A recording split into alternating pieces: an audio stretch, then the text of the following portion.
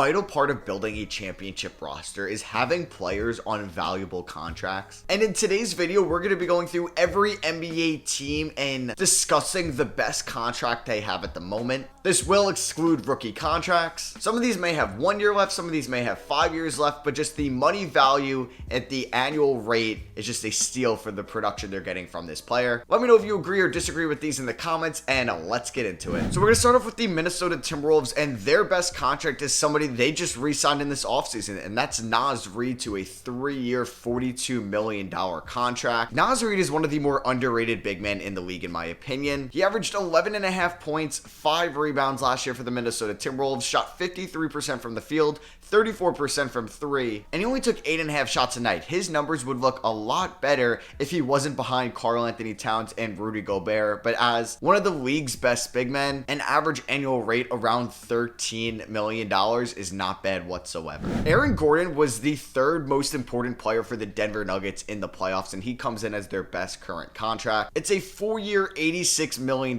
deal. He did play the first year of that contract last year, so he's guaranteed $21.5 million in 2024 and $22.5 million in 2025. He does have a player opt-out in 2026, but Aaron Gordon is just the perfect modern-day power forward, somebody that can pass, shoot, rebound, defend, switch off ball, switch on ball, and then can also throw down a nasty dunk. Gordon had the best year of his career last year, in my opinion, for the Denver Nuggets, where he averaged 16 points, 6.5 rebounds, and 3 assists, while also playing stellar defense next to Nikola Jokic in the Denver Nuggets front court. The Thunder have a lot of players on rookie contracts, but somebody that comes in as a great value deal is Lou Dort on a 5-year, $82 million contract. So like Gordon, he did play the first year of that contract last year. $15 million he was paid in 2023, gets about the same money in 2024, goes up to 16.5 in 2025, and then gets $17 million in 2026. It is a team option for 2027 too, which just makes it even more valuable because that will be in his age 27 season.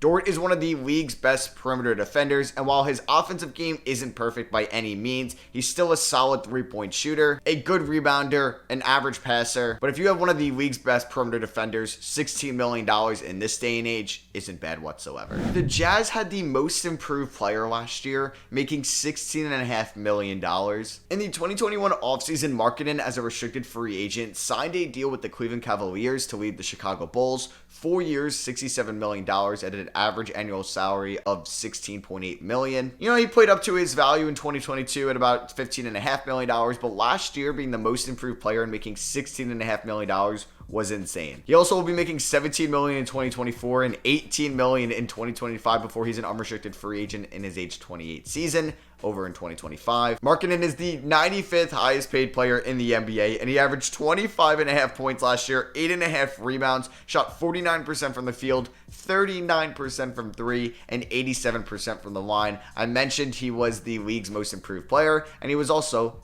an all-star for the first time in his career. The Portland Trailblazers do have some bad contracts, but I do like the rookie extension that Anthony Simons got a year ago. He's the 60th highest paid player in the NBA. The first year of that contract did kick in last year. It has 3 years remaining. He'll be making up around 18% of the team's total cap space. But as the 60th highest paid player in the NBA at 23 years old, averaging 21 points, 4 assists, and shooting 37% from 3 on 9 attempts a night while being an elite free throw shooter is 100% worth it. And with the Portland Trailblazers moving Damian Lillard, this could provide more playing time and more shots for Anthony Simons, so this contract could look even better. We have a fresh contract here for the LA Lakers, and that is Austin Reeves. He was a restricted free agent this past offseason, and he signed a 4-year deal worth $53.8 million with the Lakers. I honestly thought he was going to get way more in free agency, and the Lakers were going to have to match a more expensive deal, but Reeves, being the 130th highest paid player in the league, getting him in his prime years from age 25 to age 28, was just an amazing bring back for the LA Lakers. He does have a player option in 2027, but you're guaranteed the next 3 years of him making less than $14 million.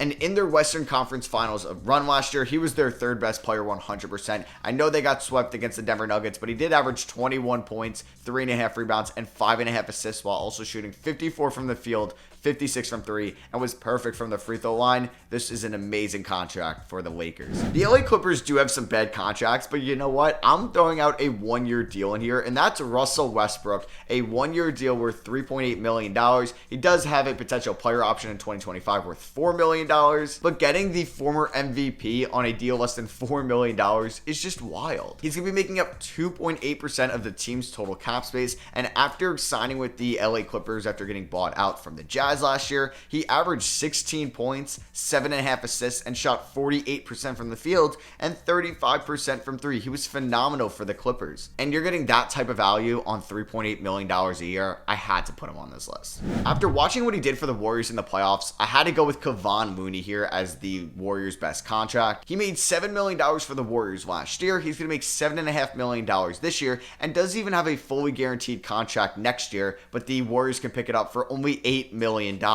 I think Kevon Looney is one of the more underrated big men in the league, and against the Sacramento Kings last year, in those 7 games in round 1, he averaged 7 points, a whopping 15 rebounds, just absolutely dominated the boards, 4 assists too, which is great from a center, and shot 57% from the field. He was phenomenal. This is a good contract for Golden State. Speaking of the Sacramento Kings, we got Kevin Huerter coming in here. He signed a 4-year, $65 million deal with the Atlanta Hawks, but then was traded to Sacramento last offseason. He's one of the league's best 3-point shooters and will be making less than 12% of the team's total cap space. He's the 104th highest paid player in the NBA. And I know he struggled in the playoffs against the Warriors, but what he did in the regular season last year for Sacramento can't go unnoticed. He started 75 out of the 82 games for the Kings last year. He averaged 15 points, 3 rebounds, 3 assists, and yeah, he shot 40% from 3 on 6.8 attempts a night. Paying $15.5 million for one of the league's best 3-point shooters is 100% justified. The Phoenix Suns is a tough team to do here because it's either max contracts with KD, Booker, or Beal, or veteran minimum contracts that are basically just 1-year deals. So I'm actually going to go with Eric Gordon at a $3.1 million deal for 2024 and has a $3.3 million player option for 2025. I know. It's a weird one here for the Suns, but like I said, it's either super maxes or veteran minimums. And Gordon was good last year for the LA Clippers and the Houston Rockets. He did shoot 37% on average last year, playing in 69 total games. Nice. He had about 2 threes a night, averaged 12.5 points total in those 69 games, and can be a good 3-point shooting backup guard for the Suns next year. We saw how important Steven Adams was to the Memphis Grizzlies when he got hurt last year. And he has a 2-year deal left with the Memphis Grizzlies, making $12.5 million in 2024 and $12.5 million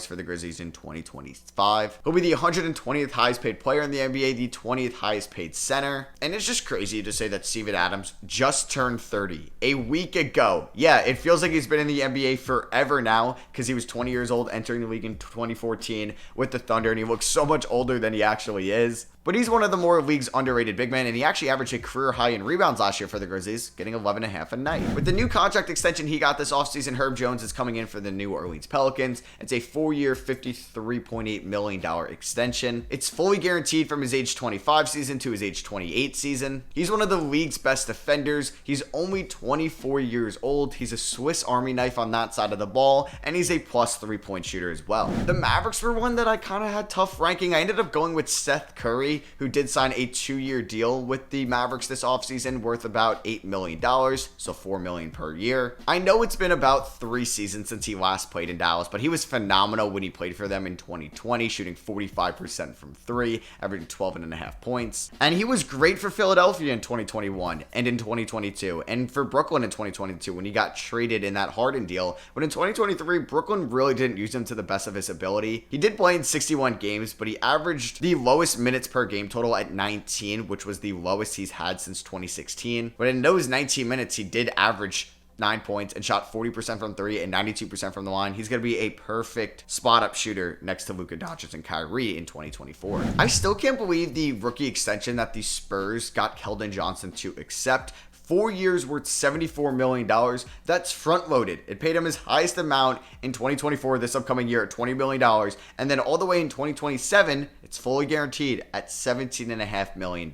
Which, hey, you're getting him into his age 27th season. These are going to be one of the better years of his career. Keldon Johnson averaged 22 points for the Spurs last year, shot 45% from the field. He's a crafty offensive weapon, and at some times he could have his defensive lapses, but I still think he has really good defensive upside. I love this contract long-term for the San Antonio Spurs when you look at some other contracts that were extended from the 2019 draft class, like RJ Barrett, Jordan Poole, and Tyler Hero. All right, this might sound crazy, but the best contract that isn't a rookie deal on the Houston Rockets is Fred VanVleet. Because if you think about it, Jalen Green, rookie deal. Same with Jabari Smith, Amen Thompson, Alperen Şengün, Tari Eason, Cam Whitmore. I don't know if Jayshawn Tate is in their long-term plans. I didn't know if I wanted to give it to Jeff Green. I don't love the Kevin Porter Jr. and Dylan Brooks annual value in 2026. Now, you could go with KPJ because it isn't fully guaranteed in 2025, but you know what? Fred VanVleet's contract is not bad whatsoever. The Rockets had to spend their money, and it's really only a 2-year deal. It has a club option in 2026, so you're getting him in his age 29 and 30 season to be a leading point guard for you with championship experience that could buy in on the defensive end under Ime Udoka's system. Yes, it doesn't sound great that he's going to be the 14th highest paid player in the NBA and the 3rd highest paid point guard, but like I said, it's only 2 years, and basically the Jabari Smith and the Amen Thompson, the Jalen Green, and the Şengün contract extensions wouldn't kick in until after he's gone anyway, so I actually think this is a pretty good contract. We're going on to the New York Knicks here, and this one was so easy. It's Jalen Brunson. I mean, when the Knicks signed him, I was like, I don't really agree with this long term. I think this is a little bit of an overpay, and I couldn't be more wrong, and I couldn't be happier. He will be the 16th highest paid point guard next year, the NBA's 53rd highest paid player. He signed a 4-year deal worth $104 million last summer with the New York Knicks. He'll be making $26 million this year, and then $24.9 million in 2025. He will 100% opt out of his player option in 2026, and he's one of the league's best point guards. He really broke out as a full-time starter for the Knicks last year, playing in 68 games, averaging 24 points, 6 assists, and shot 41% from 3. He was also phenomenal for the Knicks in the playoffs as well. In round 1, averaging 24, 4, and 5 against the Cavs, and was even better against Miami in round 2, averaging 31 points, 5.5 rebounds, and 6.3 assists on just elite efficiency. Mikal Bridges still has 3 years left on this amazing contract that he got in this extension with the Phoenix Suns. It's a 4-year, $90 million deal. Last year was the first year of it, $21 million.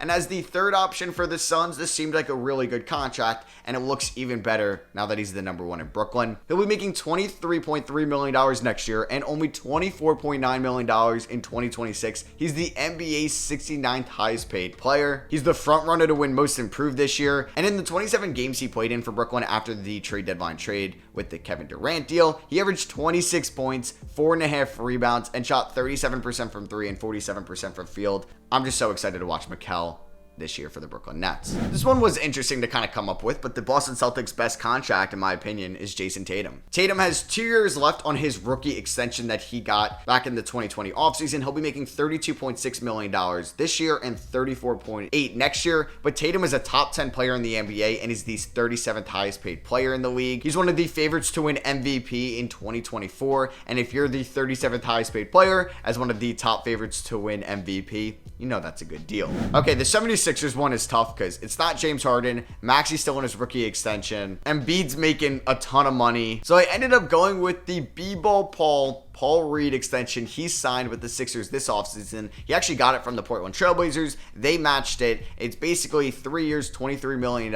but only the first year is guaranteed. And while Embiid was healthy last year, he does get hurt periodically, so this is good to invest in a solid backup center who's only 24 years old. And like I said, it's slim pickings here for the 76ers in terms of best contracts. Now, Masai Ujiri's trade value of this player might hurt his public perception, but it's still a great contract that he's on, and that's OG Anunoby. Now, it was a 4-year, $72 million contract that he signed. It kicked in the 2022 season, so this is year 3. He does have a $20 million player option next year, so this might be the last year of it. And this was his rookie extension at the time, but as one of the league's best perimeter defenders, it's an amazing contract. Over the last 3 years, he's really improved as an offensive player as well, averaging 16.5 points, shooting 46% from the field and 38% from 3. And this is probably the last time we ever see OG Anunoby making less than $20 million a year. Now, for the longest time, Miles Turner's contract looked amazing, and the Pacers rightfully restructured it last year, so he's making a little bit more money, but it's still amazing. I mean, it's a 2-year, $40 million extension. He's making $20 million as one of the league's best shot blocking centers. He's also been in Indiana his whole career, which is pretty cool. He had the best year of his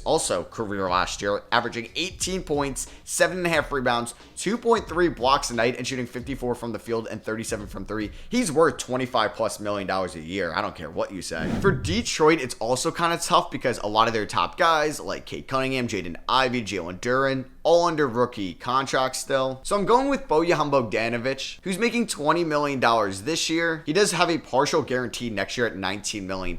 He's one of the league's better veterans though at age 34 because he did average 21.5 points for Detroit last year, played in 59 games, probably could have played in more if Detroit didn't want to tank at the end of the year. And he's also one of the league's best three-point shooters, averaging 39% from downtown since 2017. I'm going with Jared Allen here for the Cleveland Cavaliers. He did sign a 5-year, $100 million deal in the 2021 offseason. I honestly didn't love this deal at the time, but it's looking really good. Making $20 million even for the next 3 years. This will be year 3 of the contract. This will take him into his age 27 season, and he is one of the league's best young centers overall. Averaged 14 points, 10 rebounds last year, 1.2 blocks a night. He's super efficient, only really takes shots inside, shot 64% from the field. Didn't play all that well in the playoffs, but it's still one of their better contracts. So we have the Milwaukee Bucks here coming up, and they're a tough team to really look at valuable contracts, but I am going to go with Bobby Portis, who signed a 4-year, $48 million deal with the Bucks, which was great at the time. He's going to be making less than 9% of the team's total cap space, $11.7 million in 2024, 12.5 in 2025, and as a player opt-out in 2026. It's also kind of crazy that Bobby Portis is only 28 years old. Feels like he's been in the NBA forever now, and has been one of the league's best bench players over the last 2 years, averaging 14.5 points, 10 rebounds, 1.3 assists a night, while also shooting 48% from the field and 38% from 3. I went with Alex Caruso with the Chicago Bulls, who's one of the league's best perimeter defenders, especially at the point guard position. He did sign a 4-year, $36 million deal with the Bulls in the 2021 offseason, and the Lakers didn't want to match that. So he's been playing on a steal of a contract. It's actually going to be only 7% of the team's total cap space next year. It's not even fully guaranteed in 2025 at $9.8 million. He's the NBA's 166th highest paid player in 2024. The Charlotte Hornets have a lot of rookie deals or veteran contracts, but I do think he's one of the more underrated veterans. I guess we can call him a veteran now, and that's Terry Rozier. Rozier signed a 4-year, $96 million deal with the Hornets a few years ago and will be making an average annual salary of $24 million for the next 3 years. And in 2026, when it goes up to his highest amount, it's a partial guarantee. I think we would look at Rozier as a much different player if he wasn't playing in Charlotte. His 2021 season for the Hornets was absolutely incredible. He also was great in his first year since being in that 3-team trade that sent Kemba to Boston back in the 2019 offseason. In his 4 years in Charlotte, he's averaged 20 points per game, 4.5 assists, 4.5 rebounds, and has shot 37% from 3. I decided to go with the new extension of DeJounte Murray here as the Hawks' best contract. Murray was already on a phenomenal 4-year, $64 million deal that he played 2 years in San Antonio, last year with Atlanta, and this will be the final year of his deal. But even with the extension kicking in next year at an average annual salary of only $28 million, this was actually a pretty easy decision. I mean, $28 million for somebody that's going to give you 20 points, 6 rebounds, 6 assists a night while also being efficient from the field is 100% worth it in today's NBA. I think Tyus Jones has been one of the more underrated players in the NBA for the last couple of years, and we're going to really see his numbers peak this year for the Washington Wizards. He did get a 2-year extension with Memphis last year, so he will be a free agent at the end of this year, just making $14 million, and I think he's going to get paid. He's a great passer, and he's been behind Ja Morant since Ja entered the league. He will be going to his age 27 season. Last year was the best year of his career, averaging 10 points, 5 assists a night, also shooting 37% from 3. I think we could see all career highs from him this year in Washington. For Miami, I have to go with Caleb Martin, who was their unsung hero of their 2023 playoff run. He signed a 3-year, $20 million deal with the Miami Heat. Last year was the first year of that contract at $6.5 million. He'll be paid $6.8 million this year in 2024. And like I said, he was phenomenal for them in the playoffs. Man, that Eastern Conference Finals run against the Boston Celtics in those 7 games, he averaged 19 points, 6.5 rebounds, rebounds, and shot 60% from the field, 48% from 3, and 87% from the line. And our last team is the Orlando Magic, and their best contract, in my opinion, it was an easy decision. It's Wendell Carter Jr. Carter Jr. got a 4-year, $50 million extension with the Magic that kicked in for the first year last year. It's actually front-loaded, so he was paid $14 million last year, then it goes down to $13 million this year, $12 million in 2025, and $10.8 million in 2026, which will make up only 6.9% of the team's total cap space. He's the NBA's 115th highest paid player in 2024, and he's only 24 years old, and he averaged a career high in points last year, 15.2 a night for the Magic, 8.7 rebounds, also is an underrated passer at the center position, and can shoot threes, shot 36% from 3 last year on 4 attempts a night. So yeah, that is every NBA team's best current contract. Let me know if you agree or disagree with the list in the comments below. Also drop a like if you guys do enjoy these videos. Thank you all for watching. I love y'all, and I'll catch you guys in the next one. Peace.